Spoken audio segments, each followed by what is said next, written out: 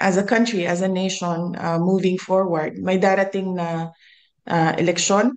Ano bang dapat natin gawin dyan? Ang gusto ng lahat, uh, pagbabago. So, meron tayong option na 10 senador at meron pa tayong daming tanong sa nangyari sa ating budget sa ngayon, no? Public funds is expended in a constitutionally infirm document. So, ano bang gagawin ng bansa? Ituloy natin ang demand natin for transparency, accountability, peace and security para sa ating bayan. Yes, thank you, ma'am. Also, I just want to ask regarding the defense because po na-interview si Attorney Kaufman, and he said he's very confident that he can the case can be speedily dismissed. Do you share that sentiment, and where do you think is he coming from?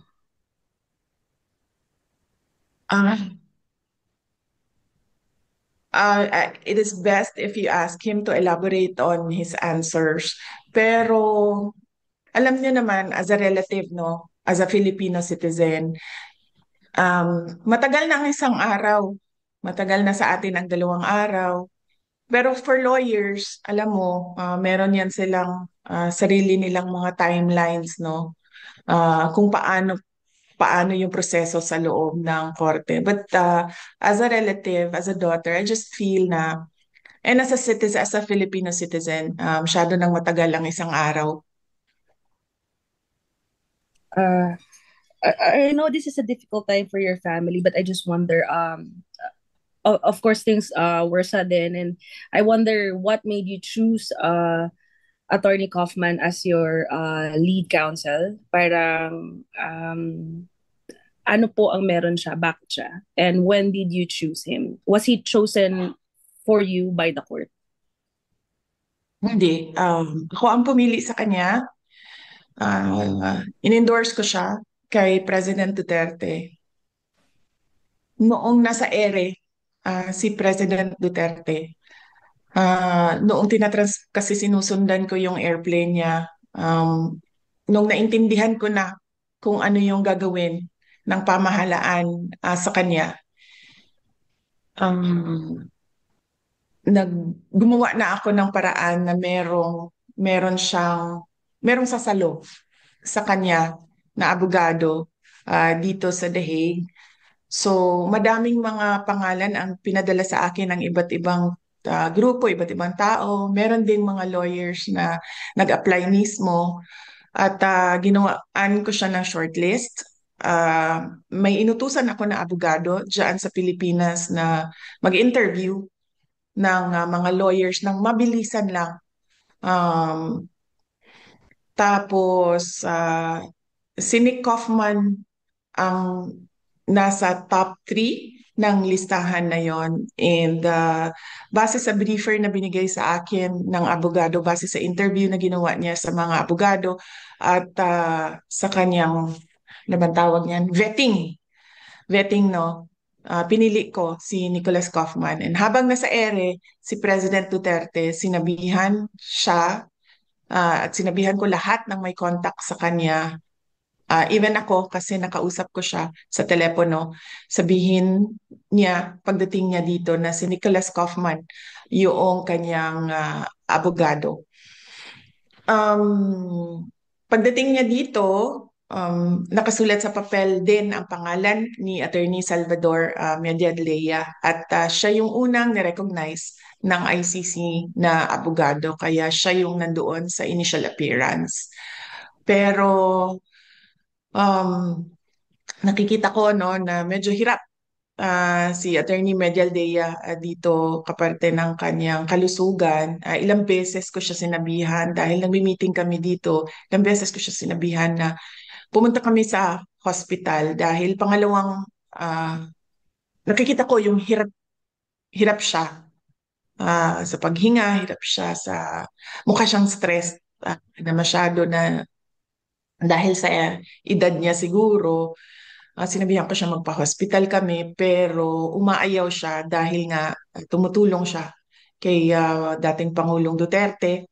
At yun na nga, inabutan na siya ng pangalawang collapse niya doon sa detention center at ngayon ay hindi na siya pinapalabas ng doktor sa hospital.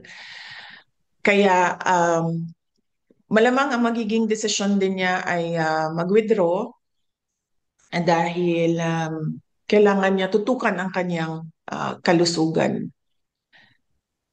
So, yes, ako ang pumili, ako ang nagsabi kay President Duterte, kay Nicolas Kaufman. Kung palpak man si Nicolas Kaufman, ako po ang mananagot sa taong bayan.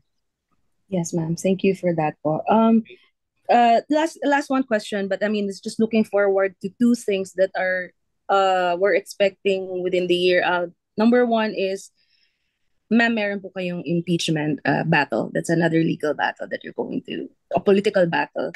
How are you preparing for that? Because initially the plan was your father will be there as part of your legal team.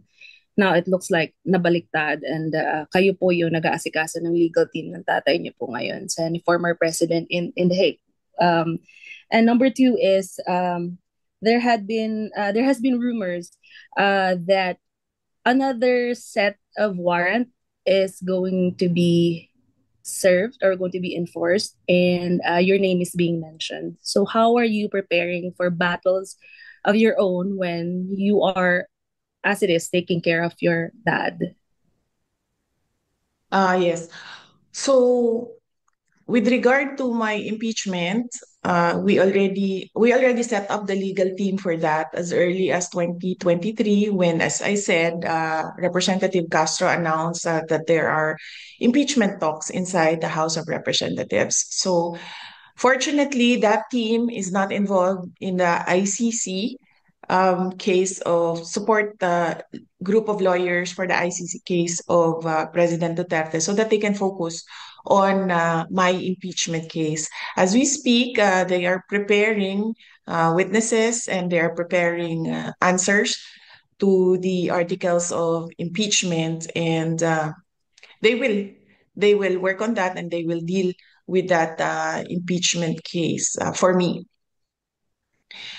Uh, so the other question is, it will not matter if President Duterte is not anymore in the legal team because there are other lawyers there as well working on the impeachment case. The other question, sorry, I forgot. I missed Uh, yeah, the meron po other. kasing rumors, ma'am, na may another set of arrest warrant na i-enforce po sa Philippines, and napapangalanan po kayo doon. So how are you taking that po? Okay. Well, depende. Kung lumabas yung warrant na nandito ako sa The Hague, I will I will surely talk to another lawyer na para sa akin naman what are my options legally. Kung ang warrant naman ay dumating na nandyan ako sa Pilipinas, tingnan natin kung anong gagawin ng gobyerno sa akin. Ma'am, one last question. I don't want to sound cheesy, but it has been a heavy week. And I think my last question would be, how are you? I'm okay. Surprisingly, I'm uh, okay. Wala naman akong nararamdaman na wala akong nararamdaman. So on that point, I don't think I'm okay. Wala akong nakakatulog naman ako maayos. Siguro dahil sa pagod nung isang buong araw ng meetings dito. At so meron akong saktong tulog, meron akong saktong kain. Ang worry ko lang is yung mga anak ko dahil hindi talaga yan sila sanay na wala ako. Nasanay kasi sila, lumaki kasi sila na katabi ko yan sila sa tulog. At ngayon, yung youngest, no, na anak ko, yan yung katabi ko sa tulog. So, yan yung worry ko, yung aking